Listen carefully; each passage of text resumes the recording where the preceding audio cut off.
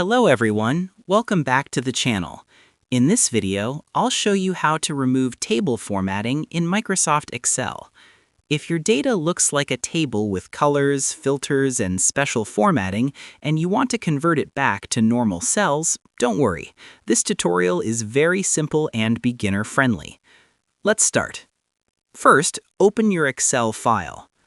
Now, click anywhere inside the table you want to remove formatting from. Make sure your cursor is inside the table. Once you click inside the table, a new option will appear at the top called Table Design. Click on Table Design. Now, look at the left side. You will see an option called Convert to Range. Click on Convert to Range. Excel will ask for confirmation. Click Yes. That's it. Your table is now converted back to normal Excel cells and the table formatting is removed. If the colors are still there and you want to remove them completely, let's do one more step. Select all the cells where your data is present. Now go to the Home tab at the top. Click on Clear, then click on Clear Formats.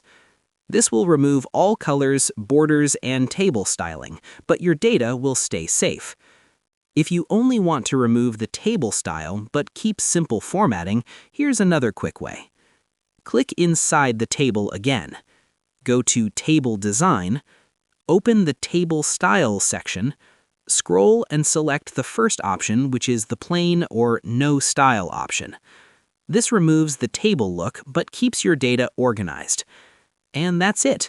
This is how you remove table formatting in Excel, easily even if you're a complete beginner. If this video helped you, please like, share, and subscribe to the channel for more easy Excel and computer tutorials. Thanks for watching, and I'll see you in the next one.